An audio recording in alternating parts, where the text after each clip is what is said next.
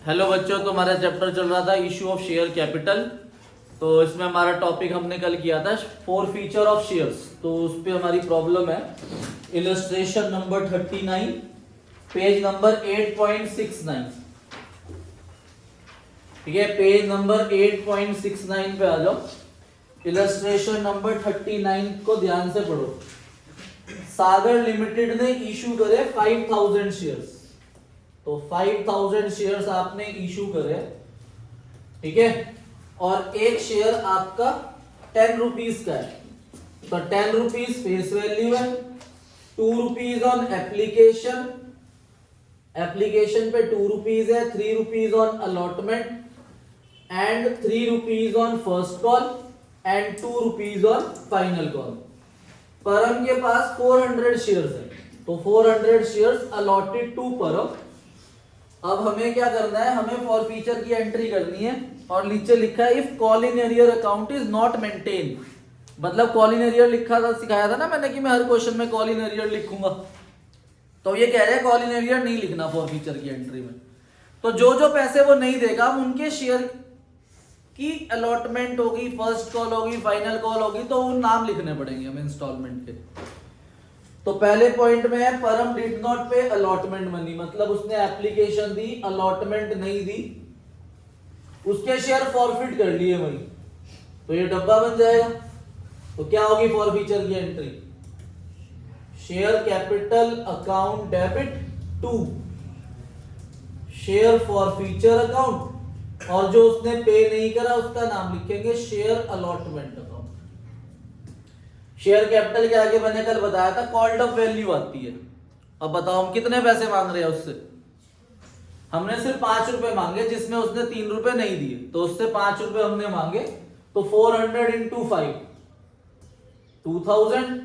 Share for feature के आगे आएगा टिक, जो उसने पे कर दिया 800 और यहां पर 1200।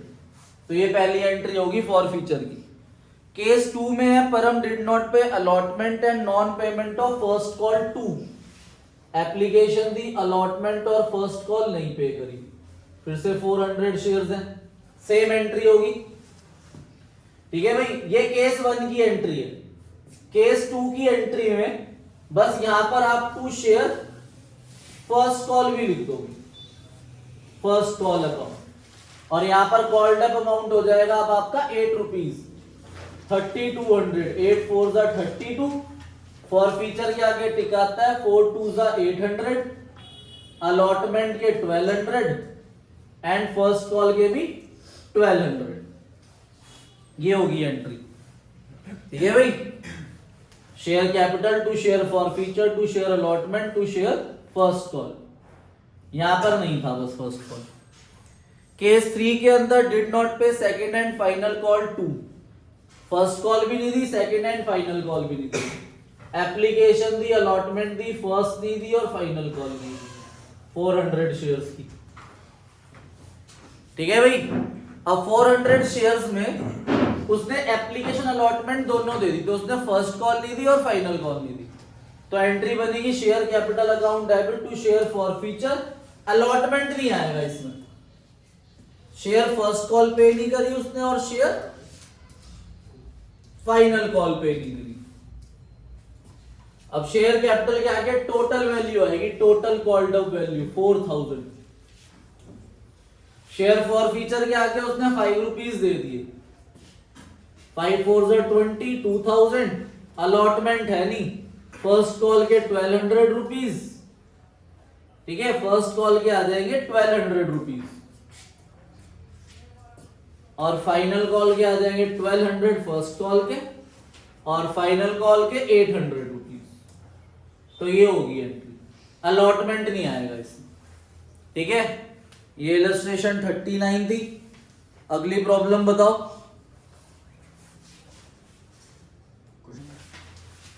इलस्ट्रेशन नंबर 29 पे आओ। मैंने आपको कॉल इन अर्लियर सिखाया था और कॉल इन एडवांस सिखाया था। अब इस क्वेश्चन के अंदर दोनों चीजें हैं, मतलब एक पर्सन जो है वो पैसे नहीं दे रहा, तो जो नहीं दे रहा उसे हम क्या लिखेंगे, और एक पर्सन से हमने नेक्स्ट इंस्टॉलमेंट मांगी भी नहीं, वो तब भी दे रहा है, तो वो कॉल इन एडवांस आ जाएगा। तो 1 जनवरी 2016 को हमने फर्स्ट कॉल मांगी 3 रुपए की और नंबर ऑफ शेयर्स 1 लाख है। ठीक है, तो 1 लाख से हमने 3 रुपए मांगे, 3 लाख। ठीक है, करण के पास 500 शेयर है, डिड नॉट पे फर्स्ट कॉल, तो 500 शेयर के हमारे पास ये फर्स्ट कॉल के पैसे नहीं है। और अर्जुन शेयर होल्डर है जिसके पास 1000 शेयर है, उसने सेकेंड एंड फाइनल कॉल भी फर्स्ट कॉल के साथ दे दी। सेकेंड एंड फाइनल कॉल 5 रुपए है, उसने ये भी फर्स्ट कॉल के साथ दे दी 1000 शेयर। ठीक है भाई, तो हमें सिर्फ इसकी एंट्री करनी है, ये फर्स्ट कॉल की, फर्स्ट कॉल की, वो भी उन्होंने बैंक वाली एंट्री मांगी है। अगर आप ड्यू की एंट्री करोगे तो क्या होगी, share first call account debit to share capital 3 lakh 3 lakh, तो आपके पास 1 लाख इंटू 3 लाख रुपीज आने चाहिए। अब जो पर्सन पैसे नहीं दे रहा उसे हम क्या लिखते हैं, कॉल इन अरियर, तो कॉल इन अरियर हो गया हमारे पास 500 इंटू 3, तो 1500 रुपए माइनस हो गए कॉल इन अरियर के, तो मेरे पास 2,98,500 रुपीज आने चाहिए। पर एक पर्सन जो है वो एडवांस दे रहा है जिसका नाम अर्जुन है, तो वो 1000 इंटू 5 रुपीज पे कर रहा है, तो 5000 रुपए हो रहा है। तो मेरे पास 3,03,500 रुपए है टोटल जो बैंक में पैसा आया। ठीक है, तो पहली ड्यू की entry share first call account debit to share capital 3 lakh रुपए से, वो बुक वालों ने मांगी नहीं है, उन्होंने सिर्फ बैंक वाली एंट्री बोली है। तो बैंक में हमारे पास कितना पैसा आया, 3,03,500, तो एंट्री हो जाएगी bank account debit 3,03,500। Call in arrear को डेबिट कर देंगे, call in arrear account debit आ जाएगा आपका 1500, जो आना था नहीं आया। 2 शेयर फर्स्ट कॉल, कितने आने थे फर्स्ट कॉल में, 3 लाख, और जो एडवांस आ गए वो हम लिख देंगे कॉल इन एडवांस अकाउंट, ये आ जाएगा आपका 5000, तो 5000 एडवांस आ गए। इसके बाद है इलस्ट्रेशन 42, तो इलस्ट्रेशन 42 तो गलती से दे दी क्योंकि उसमें बैलेंस शीट बननी है, अभी वो टॉपिक होगा हमारा। नेक्स्ट क्या है प्रॉब्लम, आओ क्वेश्चन नंबर 48। क्वेश्चन 48 के अंदर हम रनिंग बिजनेस परचेज कर रहे हैं जिसके अंदर एसेट्स भी आ रही है और लाइबिलिटी भी आ रही है। ठीक है, संतूर लिमिटेड ने परचेज करा संचार लिमिटेड को 15 लाख में, तो हमारे पास एसेट आ रही है building, plant and machinery, stock और ट्रेड रिसीवेबल। तो building account debit, plant and machinery account debit, stock account debit, trade receivable account debit. 2 liability में ट्रेड पेबल है, ट्रेड पेबल अकाउंट, और 2 संचार लिमिटेड, संचार लिमिटेड को हम 15 लाख रुपए दे रहे हैं, जिसमें बिल्डिंग आ रही है आपकी 6.5 लाख की, प्लांट एंड मशीनरी आ रही है आपकी 2.5 लाख, और स्टॉक कितना है, 5 लाख का स्टॉक है और 2.5 लाख का ट्रेड रिसीवेबल है, और ट्रेड पेबल 2 लाख का। तो अब एसेट माइनस लाइबिलिटी करेंगे पहले हम, 6, 7, 8, 9, 9 और 5, 14, 15, 16, तो 16,50,000 की एसेट है और 2 लाख की लाइबिलिटी है, तो 16 माइनस 2, 14,50,000 हमें देने चाहिए, पर हम दे कितने रहे हैं, 15 लाख, तो हम ज्यादा दे रहे हैं, तो इसमें गुडविल आ जाएगी आपकी ऊपर balancing figure, goodwill account debit 50,000 rupees. अब ये 15 लाख आप उसे 2 मोड्स में दे रहे हो, तो संचार लिमिटेड डेबिट 15 लाख, 15 लाख में से आपने उसे बैंक से कितना दे दिया, चेक 10%, 1.5 लाख दे दिया, बाकी के आप क्या दे रहे हो, शेयर्स, और वो भी किस पे, प्रीमियम पे। तो अब आपको नंबर निकालने पड़ेंगे, तो इसमें परचेज कंसिडरेशन लेंगे हम, ये वाली value 15 minus 1.5 13,50,000 upon face value कितनी है 100 और प्रीमियम 20। तो नंबर ऑफ शेयर कितने आए 11,250। यहां पर फेस वैल्यू 11,250 000 और सिक्योरिटी प्रीमियम आ जाएगा आपका 2,25,000। ठीक है, next problem. Now today's topic is री इशू ऑफ फॉरफिटेड शेयर्स। ठीक है, री इशू ऑफ फॉरफिटेड शेयर्स। देखो भाई, हमने पढ़ा था कि जब भी शेयर इशू होते हैं तो शेयर इशू 3 तरीके से हो सकते हैं। सिर्फ ओरिजिनली जब इशू हो रहे, एमसीक्यू आ सकता है एग्जाम में कि जब शेयर्स ओरिजिनली इशू हो रहे हैं, तो वर्ड ओरिजिनली याद रखना है। तो वो 2 तरीके से हो सकते हैं, पार पे या प्रीमियम पे। बट व्हेन शेयर्स री इशूड, फॉरफिटेड शेयर्स अगर री इशूड होते हैं तो वो 3 तरीके से हो सकते हैं। फर्स्ट पार पे, second premium and third discount. अब जब आप शेयर री इशू करते हो ना, तो शेयर री इशू के टाइम पे जो है इंस्टॉलमेंट नहीं होती, सीधा एक ही एंट्री होती है, सारा पैसा एक बार मंगाया जाता है। तो अगर आप पार पे इशू कर रहे हो तो एंट्री होगी bank account debit to share capital. और आपको याद रखना है कि शेयर कैपिटल के आगे हमेशा कौन सी वैल्यू आती है, फेस वैल्यू।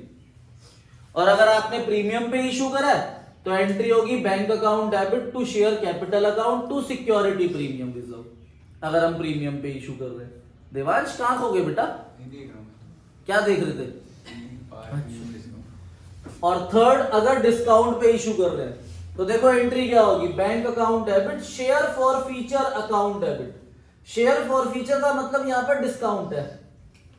ठीक है भाई, जैसे 10 रुपीज का शेयर इशू करना था पर 9 रुपीज में करा, तो कितने कम पे करा, 1 रुपए में।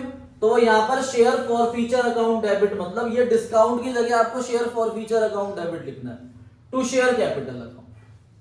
ठीक है, पार पे क्या एंट्री होगी री इशू में, प्रीमियम पे क्या एंट्री होगी और डिस्काउंट पे क्या एंट्री होगी।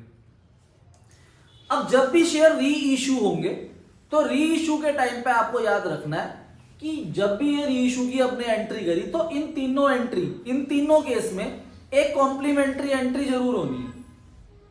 ठीक है, तो इन तीनों केस में वो एंट्री कॉमन है, share forfeiture account debit to capital reserve. ये एंट्री किस चीज की है, इसका अभी डीपीएस के अंदर एमसीक्यू भी आया था कि जब भी हम शेयर री इशू करते हैं तो री इशू के टाइम पे जो हमें गेन होता है ना, वो गेन हम कैपिटल रिजर्व में ट्रांसफर करते हैं।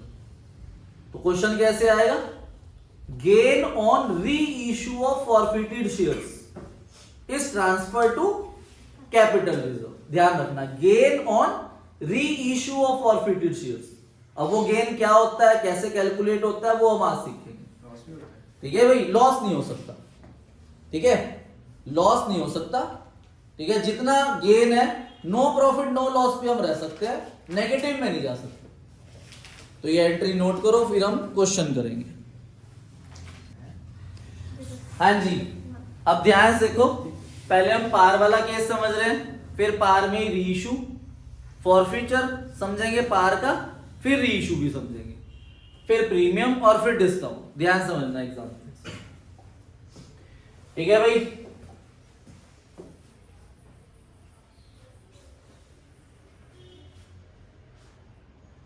देखो एग्जांपल समझो। एक्स लिमिटेड ने फॉरफिट करे 500 shares of ₹10 each for non payment of 2 rupees on first and final call. अभी सिर्फ यहां तक पढ़ो और फॉरफिचर की एंट्री करके दिखाओ। 500 शेयर्स ऑफ ₹10 ईच, 10 रुपीज का एक शेयर है और 500 शेयर्स हमने फॉरफिट करे और उसने कितने पैसे नहीं दिए, 2 रुपीज उसने फर्स्ट एंड फाइनल कॉल के पे नहीं करे। तो अगर 500 शेयर्स हैं और 10 रुपीज का एक शेयर है, उसने 2 रुपए फाइनल कॉल के पे नहीं करे, तो उसने कितने पे कर दिए, 8। ठीक है, तो फॉरफिचर की एंट्री मैंने कल लिखवाई थी, क्या होती है, share capital account debit to share forfeiture account to call in arrear. ठीक है भाई, तो share capital account debit to share forfeiture account to call in arrear से आप एंट्री पास कर दो। तो शेयर कैपिटल के आगे आती है called up value. Called up value मतलब टिक प्लस क्रॉस, एमसीक्यू के लिए याद कराया था मैंने कि शेयर फॉरफीचर में शेयर कैपिटल क्या है, कॉल्ड अप वैल्यू आती है। और इस क्वेश्चन के अंदर हमने सारा पैसा मांगा था, तो कॉल्ड अप वैल्यू पूरी 10 रुपीज है, तो 500 इंटू 10 5000। फॉरफीचर के आगे आता है पेड अप वैल्यू, जो उसने पेड कर दी मतलब टिक, तो 500 into 8 4000। And call in arrear जो उसने पेड नहीं करी 500 इंटू 2 1000, तो 1000 आपका कॉल इन अरियर हो गया। ठीक है, अब क्वेश्चन में लिखा है दीज 500 शेयर्स वर री इशूड एट पार। देखो पार पे री इशू वाला करा था ना हमने केस अभी, तो क्या होती है री इशूड एट पार की journal entry, bank account debit to share capital. आपने यही 500 शेयर्स री इशू कर दिए पार पे दोबारा 10 रुपीज में। ठीक है, अब आप खुद बताओ पहले आप इस शेयर पे कितने रुपए कमा चुके हो, पहले वो कितने पे कर चुका है 8, अब आप और 10 रुपीज अर्न कर रहे हो, तो आप तो 8 रुपीज के प्रॉफिट पे हो ना। ये है वो gain on reissue of forfeited shares. तो ये गेन हम कहां ट्रांसफर कर देंगे, कैपिटल रिजर्व में। तो अब आपने 500 शेयर्स पे 10 रुपीज और अर्न कर लिए, तो bank account debit to share capital 5000।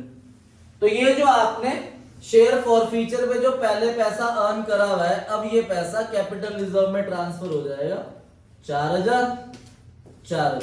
ये वो अमाउंट है जो आपका गेन हो गया शेयर को फॉरफिट करके री इशू करते हुए। ठीक है भाई, कोई डाउट? ठीक है, तो अब इसी क्वेश्चन के अंदर मैं दूसरा पॉइंट समझा रहा हूं। यहां पे हमने 500 शेयर फॉरफिट करे थे और 500 ही री इशू कर दिए थे। अब शेयर फॉरफिट हो रहे हैं 500 पर, मैं री इशू सिर्फ 300 शेयर कर रहा हूं। कितने शेयर री इशू कर रहा हूं, 300 शेयर री इशू हो रहे। तो फॉरफीचर की एंट्री तो सेम रहेगी, यही share capital to share forfeiture to call in arrear 5000 से। अब री इशू हुए 300 शेयर, तो 300 into 10 bank account debit to share capital कितना आएगा 3000। और मैंने आपको बताया था जब भी शेयर री इशू होंगे तो उसके साथ एक कॉम्प्लीमेंट्री एंट्री होगी share forfeiture to capital reserve. अब ये चीज आपको ध्यान रखनी है कि उतने शेयर्स का पैसा ही कैपिटल रिजर्व में ट्रांसफर होता है जितने शेयर री इशू हुए। भले ही फॉरफिट हुए 500 का पैसा कैपिटल रिजर्व में नहीं जाएगा। कितनों का पैसा कैपिटल रिजर्व में जाएगा, 300 शेयर्स का। तो अब वो 300 शेयर्स का पैसा ढूंढना है आपने। देखो भाई ध्यान से, बड़ी सिंपल कैलकुलेशन है, मैं डायरेक्टली भी समझा सकता हूं पर मैं आपसे कॉमन सेंस यूज करने के लिए बोल रहा हूं। भाई ये आपके पास फॉरफीचर का पैसा 4000 रुपए है और ये 4000 इन 500 शेयर्स का है। तो अगर 500 शेयर्स का अमाउंट 4000 रुपए है तो बताओ 300 शेयर्स का कितना होगा। सिंपल, पहले हमें एक शेयर का निकाल लेना है। कैसे निकलेगा, 4000 डिवाइड बाय 500 8 रुपीज। 8 रुपीज को अब आप 300 से मल्टीप्लाई कर दोगे तो 2400 रुपीज है आपके पास 3000 शेयर का पैसा। सॉरी 300 शेयर्स का पैसा कितना है 24। तो ये अमाउंट आपका कैपिटल रिजर्व में ट्रांसफर होगा 2400। यहां पर टोटल 500 शेयर ही री इशू हो रहे थे, इसलिए पूरा 4500 शेयर का आपने कैपिटल रिजर्व में डाल दिया।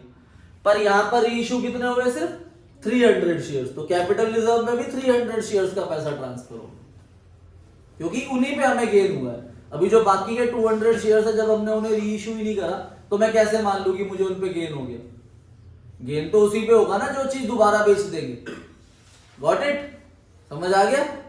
ये हमारा क्वेश्चन क्या था, फॉरफीचर ऑफ शेयर्स री इशूड एट पार।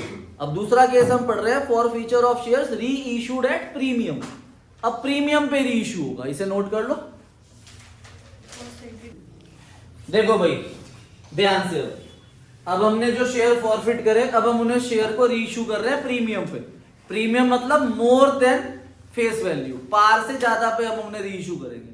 ध्यान से देखो भाई, वाई लिमिटेड ने फॉरफिट करे 1000 shares of ₹10 each 20% premium, non payment of final call ₹3 पर शेयर। यहां तक है अभी क्वेश्चन। उसने फाइनल कॉल के ₹3 पर शेयर पे नहीं करे तो कंपनी उसके शेयर फॉरफिट कर दिए, तो करना फॉरफीचर की एंट्री। देखो अब ध्यान से देखना आप कि प्रीमियम कंपनी को रिसीव हो चुका है या नहीं हुआ। अगर कंपनी को प्रीमियम रिसीव नहीं हुआ तो वो प्रीमियम फॉरफीचर की एंट्री में डेबिट होगा, और अगर कंपनी को प्रीमियम रिसीव हो चुका है तो वो फॉरफीचर की एंट्री में डेबिट नहीं होगा। तो इस क्वेश्चन के अंदर हमने 1000 शेयर्स फॉरफिट करे, ₹10 का एक शेयर था और ₹20 प्रीमियम है, तो ₹2 प्रीमियम हो गया। अब फाइनल कॉल ₹3 उसने पे नहीं करी, तो इसका मतलब उसने 10 में ₹3 पे नहीं करे, तो कितने कर दिए, तो ₹7 उसने पे कर दिए और 7 में ही प्रीमियम है, तो उसने प्रीमियम पे कर दिया कंपनी को, और प्रीमियम पे कर दिया, कंपनी को प्रीमियम रिसीव हो गया, तो वो फॉरफीचर की एंट्री में डेबिट नहीं होगा। करो फॉरफीचर की एंट्री अपने आप। ठीक है, तो आपने एंट्री क्या होगी, 1000 इंटू ₹10, क्योंकि कॉल्ड अप वैल्यू पूरी ₹10 है और प्रीमियम इग्नोर होगा इसमें, तो 1000 इंटू 10 10,000। शेयर फॉरफीचर के आगे आएगा टिक, और प्रीमियम इग्नोर होना है तो यहां पर आ जाएगा 7000 एंड 1000 इंटू 3 ₹3000 उसने पे नहीं करा, कॉल ही ना दिया। अब इस क्वेश्चन के अंदर ओनली 600 शेयर्स रीइश्यू हो रहे हैं। देखो फॉरफिट कितने हुए, 1000, तो 1000 से हमने फॉरफीचर की एंट्री कर ली, पर रीइश्यू कितने हो रहे हैं, 600। अब आपको देखना है कि वो फेस वैल्यू से ज्यादा में अगर रीइश्यू हो रहा है तो वो प्रीमियम पे हो रहा है। देखो ₹14 में हुए, फेस वैल्यू कितनी थी, तो ₹4 एक्स्ट्रा है, वो ₹4 आप किस नाम से लिखोगे, सिक्योरिटी प्रीमियम रिजर्व। तो कर देंगे एंट्री 600 इंटू 14, कितना होता है 8400, bank account debit. Share capital के आगे face value 600 into 10 6000 and 600 into 4 2400। अब प्रीमियम के अंदर भी सारा पैसा कैपिटल रिजर्व में ट्रांसफर हो जाएगा, पर फॉरफिट हो रहे हैं 1000 शेयर्स और रीइश्यू हो रहे हैं 600 शेयर्स, तो हमें 600 शेयर्स का पैसा चाहिए। दोबारा से देखो 1000 शेयर्स का अगर ₹7000 है फॉरफीचर का अमाउंट, तो 600 शेयर्स का कितना होगा 4200। ठीक है भाई, तो 4200 हम कैपिटल रिजर्व में ट्रांसफर करते हैं, 4200। ठीक है भाई, 7000 का है तो एक शेयर का ₹7 है, तो 7 को फिर हम 6 से मल्टीप्लाई करेंगे तो 7 6 42, ₹4200 हम कैपिटल रिजर्व में ट्रांसफर कर देंगे। Note down. तो देखो भाई ध्यान से, Z लिमिटेड फॉरफिट कर रही है 3000 शेयर्स ऑफ ₹10 ईच 20% प्रीमियम पे, नॉन पेमेंट ऑफ अलॉटमेंट। ठीक है, उसने अलॉटमेंट के ₹5 नहीं पे करे, इंक्लूडिंग उसमें प्रीमियम है। Company did not make final call ₹5 पर शेयर, कंपनी ₹5 फाइनल कॉल के पैसे नहीं मांग रही, तो अब आप मुझे फॉरफीचर की एंट्री करके दिखाओ इसकी। ठीक है, ध्यान से करना फॉरफीचर की एंट्री। कंपनी ने फाइनल कॉल के पैसे मांगे ही नहीं, तो करो एंट्री फॉरफीचर की। अरे चुप। ठीक है, 3000 शेयर्स हमने फॉरफिट करे, ₹10 फेस वैल्यू है एंड 20% प्रीमियम है ₹2। नॉन पेमेंट ऑफ अलॉटमेंट 5 में इंक्लूडिंग प्रीमियम है, तो 3 + 2 ये अलॉटमेंट क्या है और ये वो पे नहीं कर रहा, इसमें प्रीमियम है। एंड फाइनल कॉल ₹5 मांग ही नहीं रहे, तो ₹5 पे आ जाएगा बॉक्स, मतलब ये नॉन अनकॉल्ड अमाउंट है, ये मांग ही नहीं रहे कंपनी। ठीक है भाई, तो कितने उसने पे कर दिए, ₹2 उसने एप्लीकेशन के पे कर दिए। तो देखो प्रीमियम के आगे क्रॉस है, मतलब company did not receive security premium reserve, तो फॉरफीचर की एंट्री में हम सिक्योरिटी प्रीमियम रिजर्व को डेबिट करेंगे। तो शेयर कैपिटल अकाउंट के आगे आएगी कॉल्ड अप वैल्यू की फेस वैल्यू 5 रुपीज, तो 15,000। Security premium reserve 3,000 into 2 6,000।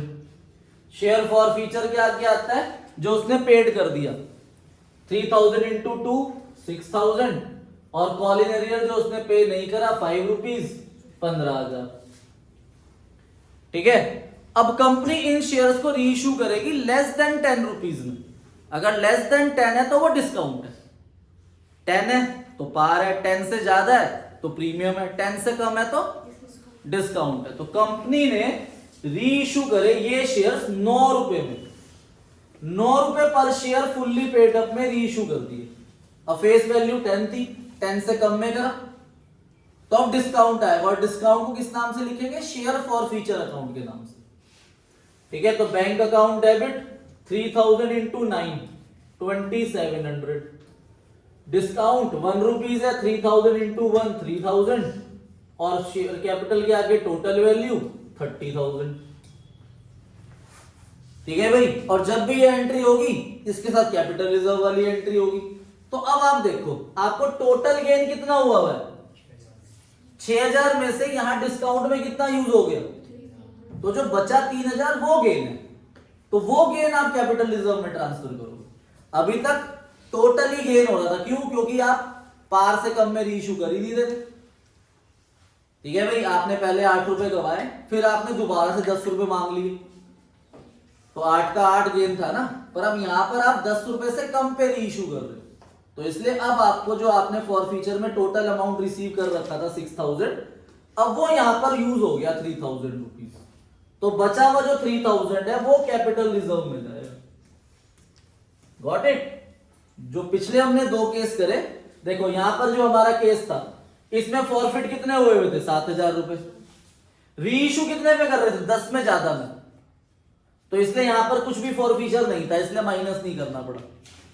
पिछले केस के अंदर भी आपने 10 रुपीज में ही रीइश्यू कर दिया था, तो यहां जितना भी फॉर फ्यूचर का पैसा था कुछ भी यूज नहीं हुआ था रीइश्यू के टाइम पे, सारा कैपिटल रिजर्व में गया। पर यहां पर आपने रीइश्यू कर दिया 10 रुपीज से कम में, तो जब 10 रुपीज से कम में रीइश्यू करा तो वो डिस्काउंट इसी में से यूज होता है। यहां फॉर फ्यूचर क्रेडिट में टोटल 6,000 है, डेबिट हो गया 3,000, तो बाकी का जो 3,000 है वो कहां चला गया? Capital reserve. ठीक है। कल से हम टॉपिक करेंगे अपना प्रोराटा वाला। देखो ये टॉपिक आपका 90% एग्जाम में आ सकता है, 3 क्वेश्चन आ सकते हैं। अभी डीपीएस के अंदर प्री बोर्ड के अंदर आया भी था, फॉर फ्यूचर की एंट्रियां करनी थी हर एक केस में अलग अलग, और 6 मार्क्स में था वो क्वेश्चन। ठीक है। तो ये वाला टॉपिक आ सकता है आपका, एमसीक्यू की फॉर्म में भी आ सकता है। और कल से जो हम टॉपिक शुरू करेंगे अपना प्रोराटा ओवर सब्सक्रिप्शन वाला टॉपिक, जो थोड़ा सा हमने इश्यू डिवेंचर के अंदर ही पढ़ा था कि एक्स्ट्रा अमाउंट आ जाए तो वो अलॉटमेंट में यूज होता है, तो ये सब चीज, तो ये चलेगा आपका कल से। ठीक है। अब अपना जो होमवर्क है वो बहुत ध्यान से करके आना। क्वेश्चन नंबर 54 है, 58 है, 59, 65, 67, 72, 73, 76, 77 आंसर मैच होने चाहिए आपके, नीचे आंसर है इसमें। ठीक है। और जो भी प्रॉब्लम होगी वो कल हम ले लेंगे। Okay, bye bye.